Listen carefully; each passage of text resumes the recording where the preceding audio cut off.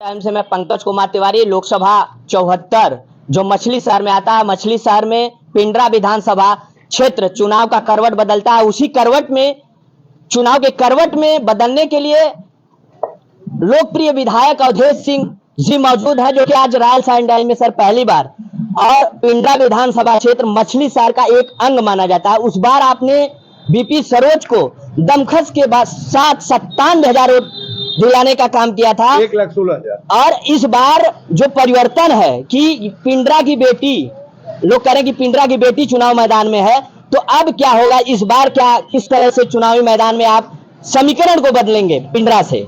समीकरण तो इसके पहले भी आप देखे होंगे कि पिंडरा ने ही बदला था।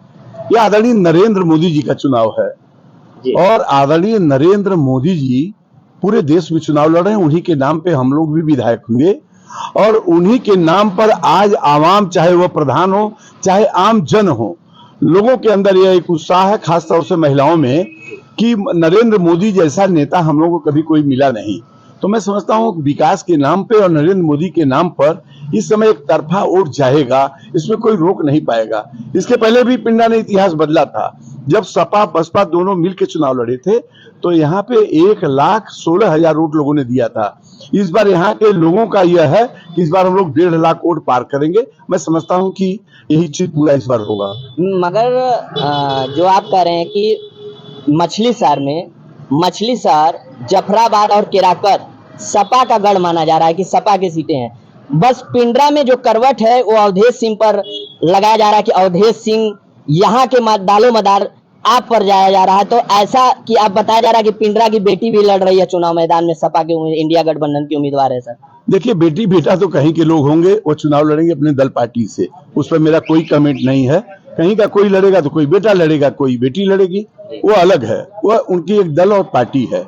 अगर मैं एक सवाल रख दूं कि उनके पास आधार क्या है चुनाव लड़ने का, या मतदाताओं के बीच में क्या संदेश उनके पास है, तो उनके पास मैं नहीं समझ पाता हूं कि कोई संदेश है कि मतदाताओं से वह कह के उसको प्राप्त कर सकें। आपने एक सवाल किया कि 3 विधानसभा जो बाहुल्य है, और मेरा यह कहना है कि सपा बसपा मिलके चुनाव लड़ी थी, तो वह लोग कहीं 2,000 से, कहीं 5,000 से ऐसे लोग जीते थे। तब जीते थे जब दोनों लोग एक साथ मिलके थे, तो तीनों विधानसभा में, और मछली शहर मरियाहू में वहां अपना दल का था, वहां हम 6-7 हजार से वहां जीते थे। डॉक्टर हरिंदर थे, वहां से हम 2-3 हजार से जीते थे। केवल 2 विधानसभा में वहां हम चुनाव हारे थे। सपा बसपा एक थी तब, अब सपा अलग लड़ रही है, बसपा अलग लड़ रही है, वो सपना दूर हो जाएगा जो लोग घूम रहे हैं।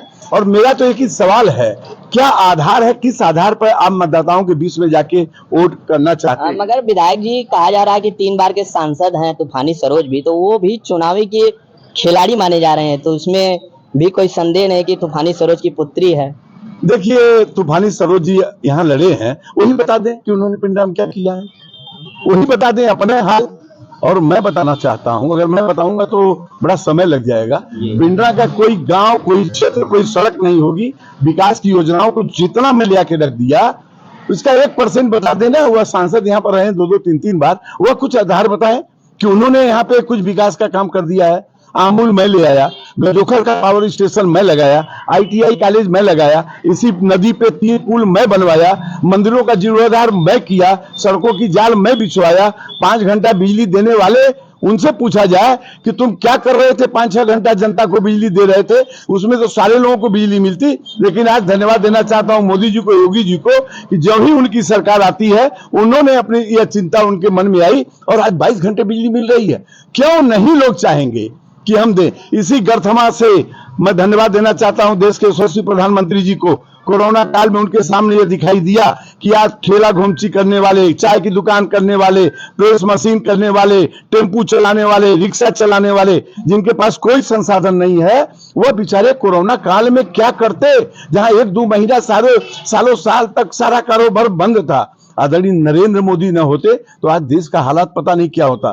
फ्री में राशन देना शुरू किया उन्होंने, क्या देश और दुनिया में कहीं ऐसा है? तो क्या लग रहा है विधायक जी कि जो आपने उस बार करवट बदला था, फिर भी उसी वोट को उतने अंतराल से बीपी सरोज के यहाँ से ले जाएंगे? उससे अधिक।